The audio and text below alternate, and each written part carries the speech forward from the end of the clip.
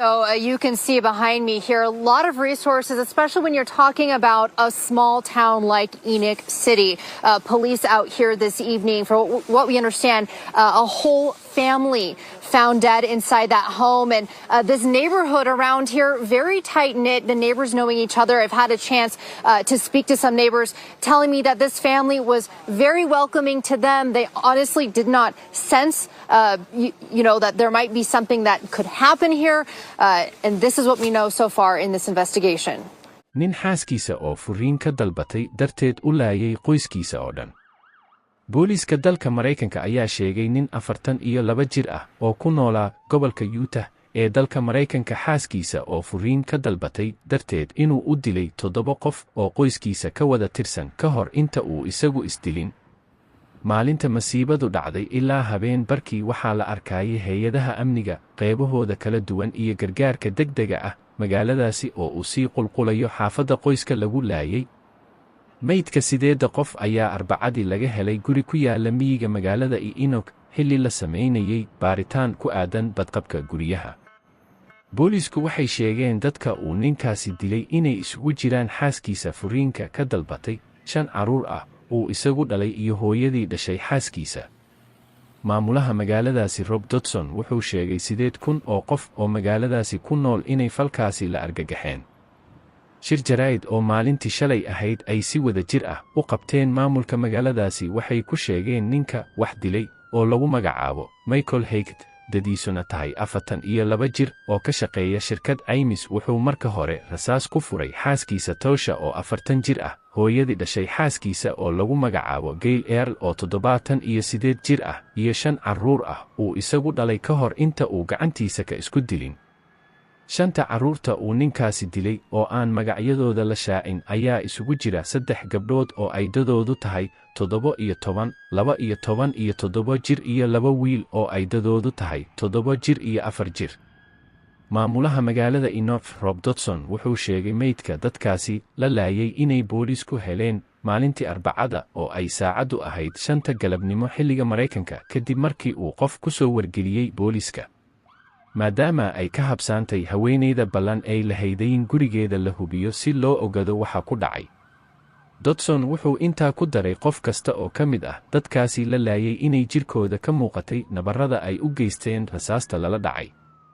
mas-uuliyiinta magaaladaasina waxay sheegeen xaaska ninkaasi inay 21 Diseembar ay dacwad furiin soo gudbisay.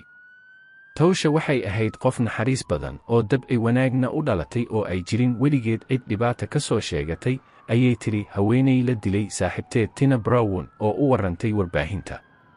mas-uuliyiinta magaaladaasi oo uu ku jiro duqa magaalada Jeffrey waxay sheegeen warkaasi naxdinta leh markii ay warbaahinta ka maqleen inay aad uga naxeen maadaama ay Tosha ahayd haweeney howlaha samafalka ka qayb qaadan jirtay. hase yeeshee booliska iyo maamulka magaaladaasi faahfaahin dheeraad ah kama aysan bixin sababta dil wadareedka uu ninkan geystay sababtay iyo haweeneyda lafteeda waxaa ku kalifay inay furiin dalbato midna. dadkaasi oo dhan iyo ciyaalkaasi aan waxba galabsan naftooda waxay u waayeen furiinka ninka xaaskiisa ka dalbatay. So you can see behind me here a lot of resources, especially when you're talking about a small town like Ninkii City. Police out here this evening, for what we understand, a whole family found dead inside that home. And this neighborhood around here, very tight-knit, the neighbors knowing each other. I've had a chance to speak to some neighbors telling me that this family was very welcoming to them. They honestly did not sense, that there might be something that could happen here. And this is what we know so far in this investigation. As police lights flash on Albert Drive, investigators pore over a disturbing scene. 8 people were found with gunshot wounds. They've all deceased. 3 adults and 5 minors that the Iron County School District confirms were in the same family, that the kids all attended their schools. A welfare check prompted the response, though the city can't say yet who called or why. We still are gathering mountains of information to make sure that everything is done correctly. They know this investigation will impact more than just one family and neighborhood as it starts to hit the entire community. The feelings that are happening right now nobody can describe what they are for those family members, friends, neighbors. there's no words to describe what it feels like to this community.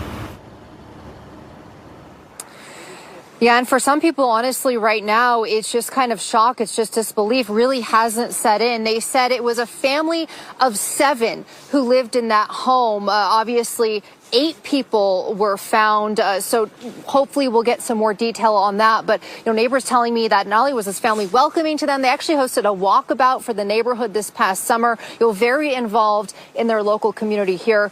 So we'll be staying out here and hopefully get some more updates. Mike. Yeah, the whole story just breaks your heart.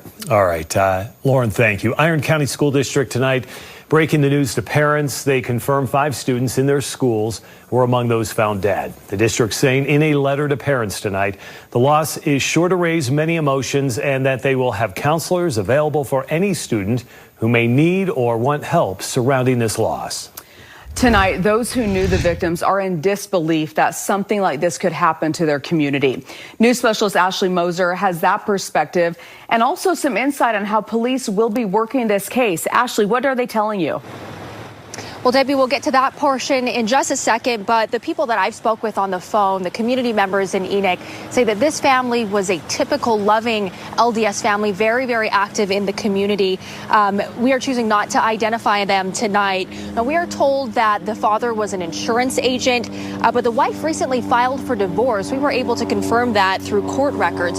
So getting this news is shocking for the community. The city of Enoch got especially close after the floodings back in August 2021. And it brought a lot of people together to get something like this. You can feel this community-wide.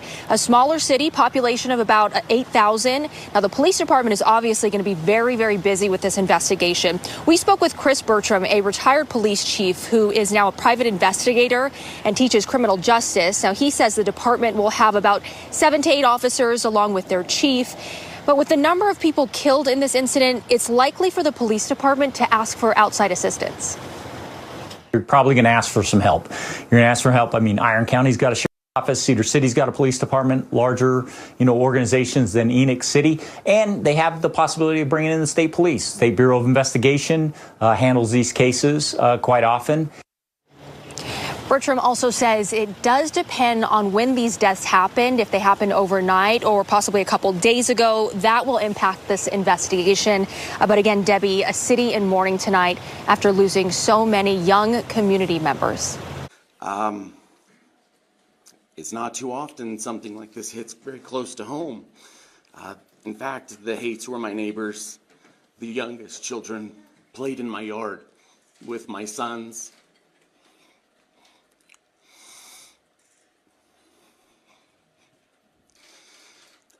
Enoch City is a very close community.